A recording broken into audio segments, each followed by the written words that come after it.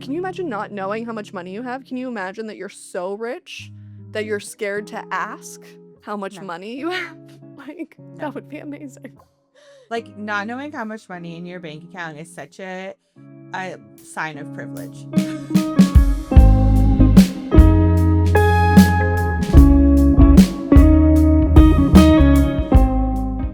Some stories don't just stay with you, they change you. Welcome to Story Obsess, the podcast for anyone who has ever loved a story more than they can explain. I'm your host, Alyssa Much, and every episode, I sit down with someone who is unapologetically obsessed with a specific story. It might be a TV show, a book, a short story, a fan fiction, a play. It's just any narrative story that's captured their heart. We're going to talk about the story, we're going to talk about their obsession, and we will answer our ritual question, who needs this story right now? Today's guest is Jess Trammel. She's a corporate accountant, CPA, excellent advice giver, and incredible friend, and today she is here to obsess over Crazy Rich Asians with me. So let's get into it. I'm excited. Ta-da! Hi, Jess. How are you? Hi, good. How are you? I'm good. You said you had a crazy week at work? I did. It's been very busy. People think that like after tax day that like accounting, you're like, oh, you've been so busy and now it's done. But corporate accounting does not work like that. So Yeah. quarter close is when it gets busy, which is what we've been doing. Yeah, I believe you. I'm in a finance class right now, and I'm like, I don't know how Jess lives in this world. There's a lot of spreadsheets and a lot of numbers. So today we're here to talk about Crazy Rich Asians. Tell me why you picked this. You asked me to read this for this episode, and I'm so glad you did because I'm obsessed as well now. But I'm curious, why did it come to mind when we first talked about you coming on the podcast? Yeah. Well, I'm so happy you liked it because I hate giving people homework that they don't want to do. I so I read this book every year. Oh wow. To me, it just kind of feels like a hug. Like I think it's so fun. I love the movie too. There's a trilogy, so sometimes I will read all three, sometimes I will just read this one, but I think it's well written. I think it's fun. The villains in it are understandable. Like they're not like I don't like when it's just like evil. Like cuz I don't think people are evil. I like if you're behaving poorly but there are reasons or hurts or like you're a whole person, and I feel like I mean there are some like heels, I guess, that aren't really whole people that are just sort of a Yeah. heel. But yeah, I just love it. I usually read it every winter and I enjoy it so much, and I'm so happy you liked it too. All right, give us the 90-second version. What is this story about? So, Rachel and Nick, it's essentially their love story. They are both professors at NYU, summer break. He's like, hey, do you want to come to my friend's wedding back in Singapore? He thinks, or she thinks he's just like regular guy. You know, she knows he's from there originally. She doesn't really know his family. I think they've been dating like 2 years. And she is from California, like single mom, small family, and he's like, come meet my like big crazy family. Let's go to this wedding. So the first hint that she gets that he's been like secret keeping is when they go to fly to Singapore. It's in a private cabin. I can't even describe it to you because I have no sense of what that would actually be like. But she kind of realizes like, oh, this is not just NYU student that doesn't, or NYU professor that doesn't have a bed frame or whatever. She also has a best friend conveniently that lives there. So she has like a confidant. They have pre-wedding, all kinds of stuff. Hijinks ensues. His mom is trying to sabotage them because she's not Asian enough, essentially, is I think the biggest problem. And obviously they live happily ever after. You can tell you've read this book multiple times by the fact that you like remember kind of the lead up premise because I feel like your brain like wants to jump right to the action. The only thing you left out that is very important is that his family is fucking loaded. Like not I know, there's so rich. Like billionaire. yeah, like this is the kind of rich that when you're a kid, and obviously I'm assuming that most people didn't grow up this wealthy. So when you're a kid in, lower middle class, America specifically, you think you know what rich is. You know what I mean? Like you like see people with like fancy handbags or whatever. Yeah. And then you get older and you like watch things like Succession or read Crazy Rich Asians and you realize that there is a whole class of rich that you don't even know exists. You didn't even know it was possible to be this I don't level of even think wealth. his family's level of wealth does not exist in the US, Yeah, I really. don't think so. With all the industry and how old it is and the properties and, like, the history, like, US is not old enough to have grown this old of money. Yeah, the only people I can think are, like, the Vanderbilts, or they're New York, right? Vanderbilts are New York? Yeah, or, like, the Kennedys or, like, that all those Gilded Age I mean, the Yeah, Kennedys were not Gilded Age, but, yeah, um, yeah, I think that that is, like, the closest, like, the quiet wealth and the, like, very insulated society that they only interface with each other, like, you don't even know they're there because they would never speak to you. yeah. Except for Nick, who turned out so well adjusted. So well adjusted. Surprisingly, surprisingly. Shockingly. Not to dive too deep too quickly, but that was one of the biggest things I wanted to chat with you about is Rachel's being introduced to this world that is completely different from her own. She's being thrown into like the highest class in this society. And we see a potential future in Astrid and her husband Michael. So Astrid thinks her husband is having an affair this whole book. Turns out he just really wants a divorce because he is so deeply unhappy. I did a little bit of redditing after I read the book, and I tried not to get any spoilers for myself for future books. It sounds like Michael turns into an extra terrible person later in the series. Yeah, So like, the second book is Astrid's book. okay, yeah, so putting that future storyline aside, in this book though, he's deeply unhappy because he Mhm. feels both emasculated, he feels like no one even cares about him, maybe even dislikes him actively, and he's it's all rooted in the fact that he doesn't have this money, and he refuses to take advantage of Astrid's situation, so they live in a house that he can afford. He's kind of just like it's a very fragile male ego in my Right. opinion. To be very clear, it's not like they're in a poorhouse. He's the CEO of a tech startup. He has, like, regular rich people money, and to them, that's like, "Oh, he's the IT guy. Come restart my computer." And he's like, "I'm a tech genius. What are you doing?" Yeah, and I guess what I wanted to ask you though, is this again, taking aside that you probably know what happens in the future, but could this be Rachel's future? Like, is it like I'm seeing these like almost parallel storylines of Nick being like, no, no, like come be with me. We can be happy regardless of like how crazy my family is. And then we see Michael who's like, I cannot be happy being in this family. I do not belong here and I can't coexist with you. We can't have like our separate marriage away from your family because your family is part of you. And I can't escape that. So I want a Right. divorce. In my mind, I'm like, gosh, is that going to be Rachel in 10 years? You know? I wonder too, like, she pushes so hard in the book to, like, be part of the family and to, like, go along and to be who and what they want her to be without completely losing herself. Like, I think about the scene at the wedding where she goes and sits next to the Thai princess or whoever that she's not technically supposed to, but they're both in economics. And she had like read one of her papers. So that scene where she's like done all of this work, there's of course that makeover montage, right? And she's like stunning and on par with what she needs to be at this wedding, but then she's like, "Also, I'm gonna go talk to the other woman using her brain here, regardless of the social structure, because like, that's so crucial."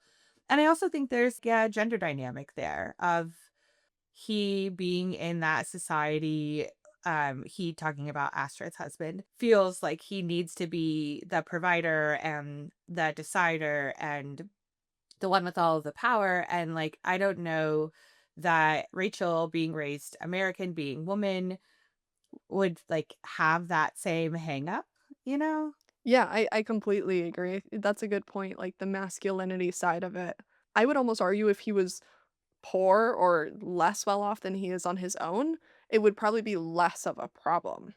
Because I think at that point, there's almost this like, I can't even imagine what that's like. I can just accept that we're from two different worlds and I love you and we'll be okay and like this is great. Your family has all this money. Now we can live in this nice house. Like I feel like you would have an easier time accepting it. Whereas if you're someone who has worked hard, it sounds like he comes from a working class background and he's worked his way into tech. He's made some decent money for himself. Before Astrid, he probably felt himself to be very successful. And, they mention how attractive he is. Like, he was, like, a military He was, guy. like, in the military, and now he owns a tech company, and apparently he's, Mhm. like, super handsome, like, women, like, throw themselves at him kinda vibe, and I feel like he probably thought he was on top of the world, and then he fell in love with Astrid, and then quickly realized that in this world, he is the bottom of the bottom, you know? And that might be part of that dynamic too, of him not feeling like his success is recognized. Right. Right, and less money, less success, less ego, because that's really the problem, right, is the ego. Yeah. She wants to help him, she loves him, she doesn't care, like, she's happy, like, living they're, like, small house, let's honest like, it's like Yeah. a penthouse of, In like, Singapore, someplace in yeah. Singapore. It's nuts, like, "Oh, it's a tiny house." Yep. Um, but yeah, like, if he could have put his ego aside, they could have been happy, I think. 'Cause I think they were at the beginning. Putting aside everything that happens in book 2, because 'cause you're right, he's awful. I'm super excited to read the next book, but yeah, I felt that their story was almost more interesting to me than Rachel and Nick's. Like, I love Rachel, love Nick, he's the, like, sweetest, best character in the world, and I kinda wanna marry him myself. I mean, her and Nick, I find to be, like, the most unbelievable part of the book. You They're don't too humble, too Yeah, you kind. don't grow up with that wealth and end up that well-adjusted. Araminta, she's the bride at the wedding they're attending, Colin's fiance. I think she's a better example of how Astrid would have actually been, right? Of like kind of vapid, she's surface nice, but like she has these awful friends around her and it's just like, oh, what are you gonna do? Like Yeah. has no like substance. Yep. And I think that's way more likely when you grow up with that privilege that like you're kind and like you're well mannered, but you don't have integrity or grit.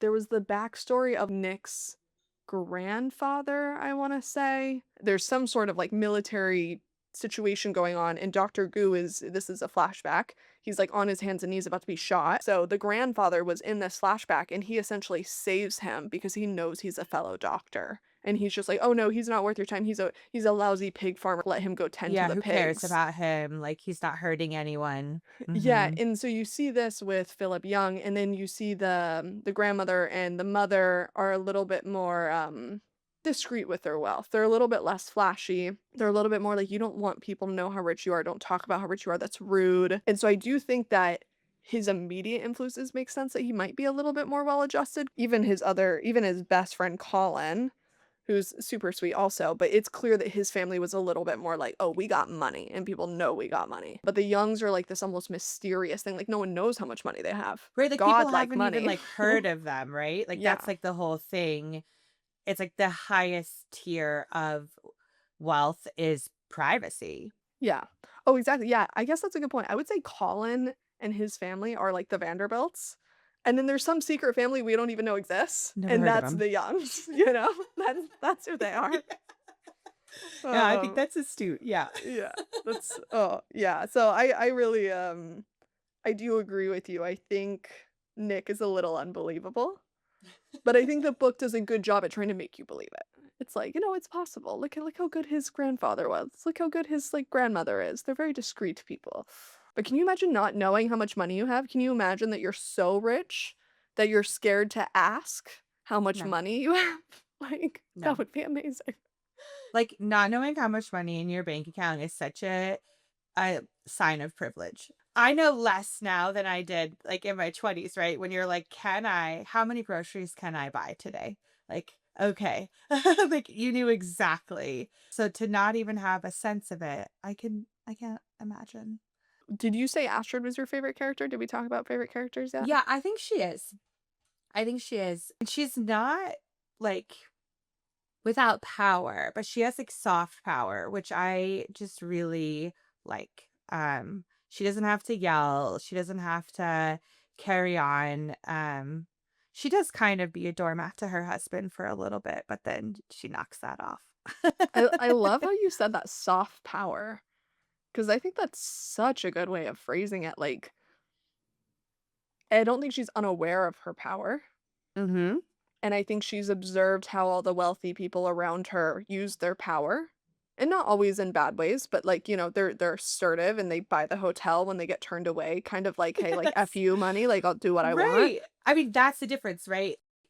Those two powers of Eleanor Young, which is the mom, being like, "Oh, you're rude to me. I own you now." And I feel like Astrid could have charmed her way through that same situation. They both would have got what they wanted, but that's soft power and like aggression to me. And I think soft power gets an interesting reputation because I also feel like Astrid, as she moves, as you jump back and forth in time, as her reputation precedes her. So then she doesn't even need to exert her power anymore because people just want to make her happy everywhere she goes. Yeah, she's accommodated. Yeah, because she's a double heiress, right? Like she has even more money than Nick. Yeah, she's the best. And the fashion, like I love nice clothes. I really love nice clothes and I can't afford all the clothes that I would love to buy. Hmm. I'm not one of those people that's like, "Oh, like, I don't care about nice clothes, like, it's such a waste of money." No, like, if I had more money, the first thing I would do is completely redo my wardrobe, and I would shop at, like, Saks Fifth Avenue, which these people would probably literally laugh and think that's, like, the bargain shopping. They buy brands you've never heard of. That is one of the other things I really like. And like, I think this could be divisive. I don't know that everybody would like this, but Kevin Kwan in his novels, there's a narrator that's telling you the whole story. It's not like Rachel being like, "Oh, I thought." There's like a narrator, right? And um they he has like footnotes I that love the are footnotes. so hilarious, and like he always describes the clothes and the food, which are two things I love. And so I'm like, "Tell me more about the street noodles in Singapore. Like I want to go and eat them." And then he describes the like clothes, the jewelry, the fits, like 'cause that is, like, that, like I mean, Devil Wears Prada, right? You think you made the choice, but the choice is made for you.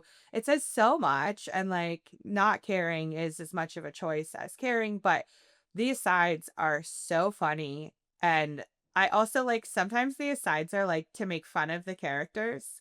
Mhm. Like, one of the aunties will be like, "This is my, like, my diamond whatever, and it cost 100,000 whatever," and they're like, "Actually, she got it at TJ Maxx, and it's her fake one, even though she could Yep. buy her real one." Yep. Like, they kill me, I love them. Oh my gosh, I love that you brought in, Devil Wears Prada because that's so true. There's, like, a scene where she's explaining, like, cerulean blue, and she's like, "And this led to this on this show, and then that made that designer do this, and that's what led down to The the." bargain basement where you got that lumpy. I now that you say that, I feel like the choice is made for you, like, when you're the consumer, but I feel like when you get to this level of wealth, like being a tastemaker, you know what I mean? Like Astrid to me is the person that's gonna wear something and then a designer's gonna see it and they're gonna make a version of it and then so and so's gonna make a version of it. And by the time something like it is on the sale rack at Macy's, Astrid's already moved on to like a new style that now all the designers are copying again. You know, it's a cycle. Well, and that's part of it, right? That, like, she mixes, like, high and low end stuff that, like, her taste is what makes it beautiful, and, like, they talk about that in the book that, like, "Oh, I got this, like, from a street vendor, and then, like, this is, like, couture." Mhm. Yeah, no amount of money can buy taste, I think. I think you either I guess I shouldn't say you either have it or you don't. I think you could probably learn it, but I think this book shows a lot of those opposite of the super sparkly brand name, buying the most expensive dress they can find just because it's the most expensive, and then you have Astrid Eddie. who's like yeah, Eddie. Eddie is the perfect, his kids in little Ralph Lauren outfits that match him and his Mhm. wife's dress, and he hates his wife's dress until he finds out that it's, like, from next season's runway show, and then you see, like, Astrid, who is completely uncaring about any of that. She is picking things that she thinks are beautiful, and I think that's what makes her so cool. Yeah. Yeah, I love her, and, like, I also think Nick, he's fine, whatever, like, I think it's unkind to be like, "Oh, I know my family is insane, and I know I'm from this privileged, wealthy, insulated society, and, like, I'm not gonna tell my partner of multiple years." Like, it felt slippery to me, and I didn't if if I were dating someone and they were keeping that level of secret from me, I would not feel like this is a Cinderella story. That's why I like it so much. It's like a classic Cinderella story. But like when we got on that plane, I would not be like, "Ooh, comfy pajamas." I'd be like, "We need to have some chats about your honesty." You're like, "Love this. Soon as I nap with my, like, warmed face mask and have my, like, popcorn delivered to me with truffle oil on it, then we're gonna chat, okay?" Right, I feel like, what other secrets do you have? And, like, was this a test? Yeah. Were you saying if I love you for you? Because, like, I don't like that. He's fine, like, I feel like he's Prince Charming doesn't even have a name, who cares, right? Like, it's Yeah. about Cinderella. Yeah, and Rachel's great. Rachel is great. I think I do agree that I think her and Nick, I'm both kinda like, they're fine. Like, Rachel coming into this world, I don't know, I guess now that I'm thinking back, I'm not giving her enough credit because I think she does handle a lot of the situations really well. But Yeah, I like the agree. women at the Bachelorette, like, hazing her, and she doesn't play into it, and, like, she kinda I mean, she does win against his mom. And I don't think she is all about the money, obviously, but I do think that she's a little naive in the sense of you didn't know your boyfriend was like this ultra wealthy guy. You show up at his family's place, you quickly realize that he is incredibly wealthy, and you kind of spend the whole time like insisting, like, "Oh, I'm not here for the money and like I'm above this." And I'm not saying that she should be there for the money, but I think she should acknowledge that something has shifted. This is now different. Like, she now does have to think about her future and herself and her security and realize that being with Nick, like, she would have to think about prenup. She would have to think about all these things, like, if they have kids one day. There's so many factors that your whole future, when you're both on the same playing field economically and you decide to get married and do these things in partnership, it's great. The moment she gets there, she should quickly realize that they are so inequitable that the amount of, like, almost administrative burden on their relationship is so high, and I think she's a little naive just to be like, Right, like, "Oh, he's well, a I'll just, different like." guy. Yeah, he is a He's different not the guy. guy you thought he was, which is coming back to him being a sneaky link. Yeah. Yeah. I would be pissed if I were her, I'd be so pissed. I'm trying to think what I would even say, like, if I found out, like, my boyfriend Luke had, like, millions, billions of dollars in the bank, I yeah, I don't know. I feel like I would have to, like, take a week off and be like, "I gotta go to a hotel somewhere. If you wanna put me up in it for the weekend, that's fine, but I need to go there and be alone to think." I mean, my first question would be, "Why did you make me live in Ohio the last 3 years?" Yeah. Yeah. Why am I in a house with a 1 bathroom and 1 sink? Like, we could have been in Singapore, you know what I'm saying? We haven't talked about Rachel's mom's story. Mhm. She fell in love with, like, a rich man, essentially, who is older than her, got married in a hurry because her parents were against it. They wanted her to go study and be like a college girl. She got Mhm. married, ran off with him, and then he like very quickly started abusing her, both sexually and Mhm. like physical abuse, mental abuse. And then she falls in love with the neighbor downstairs who's kind of been a witness to some of this abuse. He gets her pregnant and she never tells him. And then he smuggles her kind of out of the situation and then she flees to America, changes her name. And then these like horrible things, like there's like news articles about her mom kidnapping this kid from this man and whatever, horrible human. What do you make of her mom, Carrie, not telling Rachel any of this her whole life?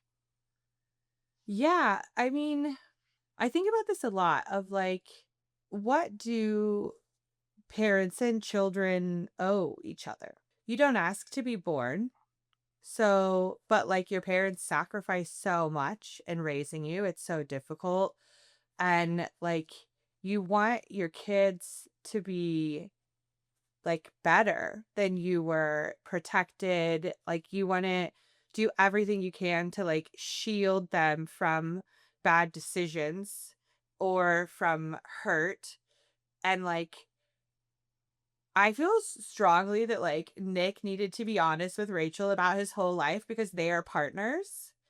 I don't think Carrie owes Rachel, like, I don't think she owes her anything, like, I mean, you have some right to know who your parent is. So, not telling who the dad was, or did she say that her dad was dead, but then he She actually doesn't know what happened to the husband but who wasn't Carrie the told real father. Rachel. Carrie told Rachel her dad was dead. She always thought her dad was dead, Yes, right? she always thought her dad was dead. Yeah. Yeah, so, like, that's the only part that I'm like, "Ugh," like, I don't love that part, But I don't think that like Carrie owes Rachel her backstory and her history and her fleeing. And I don't think Carrie wants to burden Rachel with like, we are literally criminals who have Yeah. like fleed the country and I did like a little like small kidnap. And I don't know. Yeah, I think I have really mixed feelings about whether or not she had to tell. Like, she should have told Rachel or not because she went through something horrific. And like reliving that is probably not easy. Never being able to go back to the country to see your family again, like never being able to go where you are from. uh, I can't even imagine the pain of that. Like, I've never had to face a challenge like that. But yeah, I don't know. I think it's hard. Like, I think I like what you said, like, what do parents actually owe their children? And it's also kind of Santa Claus. Like, at what age do you tell them, you know? Rachel and Nick are the like I think the biggest tropes in the book. Everybody else has more nuance, where Ooh, she's just hot like, oh, take. she's sweet and I agree though. Now that you say it, also, I guess now that I think more about it, all of the men are kind of like Nick is like, "Oh, oblivious that my family's rich. I don't even need to tell her. It's not it's just important. not It's even who I am on the inside." important. And then the dad like is like, "Oh, I'll just go to Australia. I don't have time for this. I want to watch my TV show before bed." And all the women are dealing with all of the consequences of life. Like all of the women are the ones having to think through like, "Oh, is this going to like mess up the family inheritance or how is this going to work with this person or what are people going to think?" And whether or Right. not you think that that's, whatever, like, should they care what people think or the public thinks, but they're the ones carrying that burden and that mental load again. And all the men, like Eddie, is just like throwing a fit about his suit, where his wife is thinking, like, okay, how do I keep my children from being like Right, like, mentally it's almost traumatized? the Like, opposite, right? yeah. Like, Eddie is the dumb blonde that just wants to be beautiful and have nice Yeah. things. Yeah. Yeah. And his wife is like, "I need to keep this family together." Yeah. Yeah. Struggle. Struggle. Yeah, I think her mom is like a really like strong, beautiful character, and I think I wish we got more of her. I'm curious, did she show up more later? Do you get more Carrie? Yes. Yes, you do get more Carrie, and you get her dad. I'm so excited to keep reading. Oh my god, it's so good. Oh yeah, I wanted to talk about Dr. Goo. I briefly brought back to him, but he was that family friend of Pike Lynn. He has this ritual that he does slowly, and he does the right way, and he takes his time, and he, like, puts some in the cup, and then he, like, throws it over to warm up the cup and, like, to rinse the Mhm. leaves, and as I was thinking about that, I was like, rich equals ritual equals time. You know, like, the ability to, like, slow down and have a ritual to yourself, whether it's drinking your tea. Like for me, drinking my tea on my porch at 7 a.m. before the workday starts is just like this moment of like total zen and peace. And I'm like, the rich, like I already have what the rich have. I literally already have that. I have to make it a little bit. It's not quite as convenient, and no one makes my tea for me or brings me it in like some fancy pot. But the same things they enjoy, the flat white. They bring up the flat white. Right when they're on the ship, right? And he's like, "He told me this is a flat white, but this is just a latte." They're like, "I just want a good freaking coffee," and then they, like, fly to Australia to, like, get a flat white, Mhm. which again, we can't Casual. all do that. But if you're somewhere with a flat white when you're reading this book, you're like, "Oh, I have something that they are longing for." But I mean, like, that's the whole like, they have all of this wealth and all of this privilege and all of this access, and, like, the mom just wants her son to be happy, right? Like, by her definition, not by his own definition, by her definition, because of, like, her own past trauma, her own experiences with the grandmother, like, if you marry against grandma's wishes, then she's gonna cut you out, and you don't like have any idea what it feels like not to have because you've always had. And I know what it feels like to be on the outside and I don't want that for you, but like doesn't have the therapy to have the words to have this conversation with her son.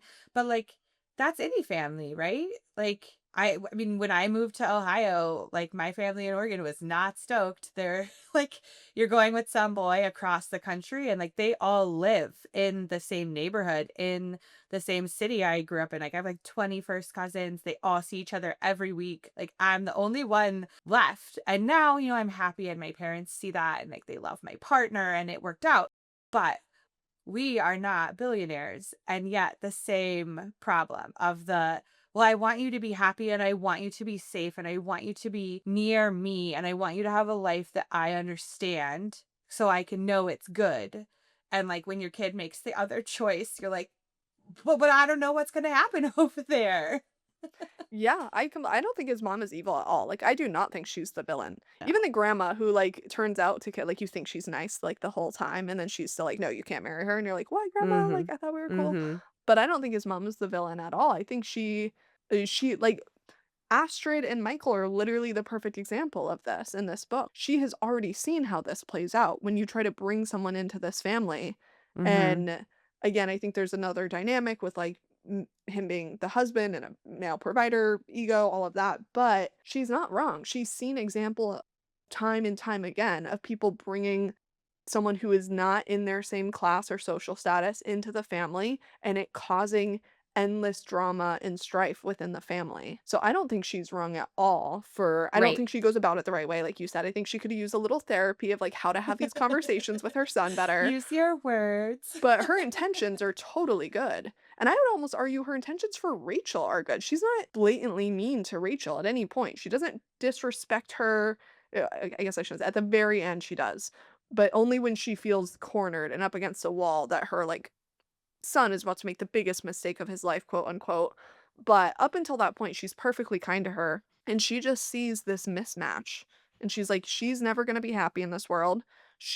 Because she's going to be unhappy, she's going to constantly drag down my son and make him feel guilty or terrible. He's going to end up Mhm. sleeping with someone else. There's going to be a huge scandal and everything's going to blow up in their face. And I don't want that for him.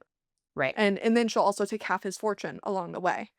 You know what I mean? So, I don't think she's wrong at all. I think she's going about it the wrong way, and I think she's jumping to conclusions that she should wait to jump to. Right, well, from her own, like, history and her own past, which I think they get into that more in, like, the later books that, like, Eleanor essentially let Soon Lee raise Nick so that Nick would be the favorite, so that Nick would be really intensely, like, part of the family, and, again, you kinda see both sides of that, of Nick being like, "Yeah, like, my mom was just busy, like, she wasn't interested in me," and the mom being like, "I gave my child away to give him the best shot I could give him," like, not gave him away, but, like, let h the grandmother have a larger role.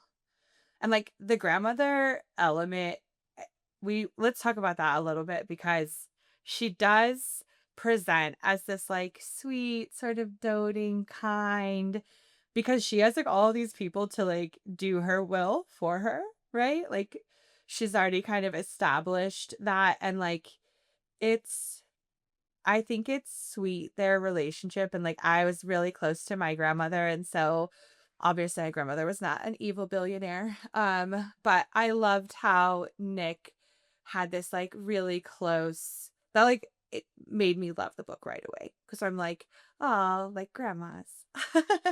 Yeah, and she's so much more calculated than you think in the beginning. Mm. Very calculated. And there's certain things she does that's very charming. Like when Rachel first comes over, she's climbing the ladder to cover her fruit in plastic bags. Very Martha Stewart coded. I don't know if you like Mm. see like clips Martha Stewart like in her like probably almost $1 billion estate that she has and she's in the soil and like getting her hands dirty and she's like she has this quote of like if you want to be happy for a year get married. If you want to be happy for 10 years, get a dog. If you want to be happy for life, get a garden. You know, so she comes off like she's very hands on in this world. But what you don't see is off camera, all these people running the sprinkler system and laying down the fertilizer. And, she's just going out there and like picking kind of the fruits of this labor. But it's Right, and charming. she's not having to, like, going back to the privilege, she's not having to care for her health, someone else is doing that for her, she's not having to, like, run this huge estate that she lives on, like, she doesn't wake up and be like, "Oh, here are the 15 things that need to happen on my farm." She's like, "I think I would like to pick fruit today." And then you find out that she's, like, sitting up in her study at night, like, thinking through all the dynamics of the situation and how can I play this game the right way. To me, that's like the biggest twist in the book is like you think that the grandmother is like sweet and lovely and that the mom is calculating, and it's the reverse. Like I think that the mom is trying to accommodate for how she knows the grandmother will behave. And like the grandmother comes off really nice because she knows, like, she's already established who she is and what she expects, similar to what we talked about with Astrid, right? Like her reputation precedes her. And so other people are accommodating before she has to ask. Yeah, and she's smart too, like, keep your enemies close, you know? She immediately, like, clocks that Rachel is not right for Nick and that they cannot get married, and she's not an idiot, so instead of disappearing for the first week that she's there or not inviting her over, she invites her over, "Come have lunch, you can stay on my estate, like, let me get to know you a little bit." And Yeah. and meanwhile, in the background, she knows that everyone else is flittering around trying to, like, stop this, and she's like, "Well, one of those plans is gonna work, and I'm just gonna watch and plant seeds and wait for it to work itself out." And I think that she like genuinely adores Nick. She wants him around. And if that means tolerating someone who she thinks is temporary, so be it. Yeah. Yeah, absolutely. Who is the okay, you know who we didn't talk about though? And he also does a lot of the explaining. He's like the getter for the aunties. Oh, Oliver? Is it Oliver? Oliver. And like he's an interesting character to me. That he's like adjacent to Mhm. all of this, but he is still working, right? He's having to like hustle, but you're alongside all of this wealth all the time. And he's like the studious one, like, he knows who everyone is, he understands the dynamics. Right. And he does the explaining, right? He does the explaining to Rachel and therefore to us of like who the people are and He is also the one that sabotages Kitty. He's the one mhm. who Well, cuz tells he her. does. Like he does what he's asked, right? And it was one of the aunties, like the mom of Alistair that was Yeah, like make this go yeah, away and "Go then he does. go handle this." Yeah, he's like the I almost wanna say like Andy Cohen of this world, like, he just knows who all the players are, everyone can go Mhm. to him as, like, this source of information, he understands the dynamics very well, and he moves through that world super well, but he's still kind. Like, I think what he did to Kitty was not kind to Kitty, but I think he read her correctly. You know what I mean? Like, I think what you said, everyone got the story they deserved, and I think Oliver is kind of this neutral good character of justice, you know? He's like, "I read this girl, I know who she is, and I know what she's after, so I'll give her what she wants. She can have a rich boy who's gonna inherit all this money, but she doesn't get Alistair." He did what needed to be done from the people who tasked him, but he did it in a way that like it kind of worked out. There was the one thing that I wanted to go back to when we were talking about Charlie, Astrid's ex-fiance. He is Mhm. so do you watch Gilmore Girls? Charlie is so Jess coded, like, loves her dearly, will always love her, is a little like, he does want her, but like, I remember in the scene in Gilmore Girls where Rory, like, she's, like, taking care of someone's house and the sprinklers go off and she can't get them to turn off and she calls Jess. And then she also had called Dean, but Dean didn't answer right away. And so then Jess comes over to, like, help her with it, and then she's like, "Dean's on his way." And Jess puts the sprinklers back on and runs away before Dean gets there so Dean can come save her. He loves her so much that he's like, "Fine, I'll help you with your lame boyfriend, Dean. If Dean's so great, I guess I'll help you stay with Dean." And I feel like Charlie is so Jess coded. Yeah. That's really interesting. Like, I always thought Jess was just, like, smart enough to know that, like, Dean wasn't gonna last. So he's like, "I'm not threatened by this dummy. I'm just gonna, like, wait it out." Yeah. Whereas, like, I feel like Charlie is more of that actually, like, I adore you and I just want, like, what is good for you. But I haven't watched Gilmore Girls in a long time. I might be doing Jess wrong at this point. Yeah, yeah, I just rewatched Gilmore Girls, it's so good. But yeah, I don't know, I just think there's something to that of, like, when you love someone enough that you'll even help them with their, like, current romantic partner, like, in the hopes that maybe one day it won't be a thing, but you're not gonna, like, sabotage it directly. Do you think he has the hope that it is one day going to be a thing, or do you think he just truly wants to help her with whatever it is she needs? I think he has hope. I think Yeah. he has faith. I think he sees her as this perfect woman that got the one that got away, and I think he knows if I'm ever gonna get her back, I don't want it to be because I sabotage, like, you know what I mean? I don't want her to resent me one day, and so I'm planning for this future world where we're together. But in that future world, I wanna have been the guy who did the kind thing and did right by her and prioritized her happiness. So, it's both, right? He's prioritizing her happiness, and I don't think he's doing that selfishly, but he's prioritizing it in the sense of, like, if we end up together later, she can't say anything bad about me, you know? Like, Right, right. I wouldn't have ruined it in that moment.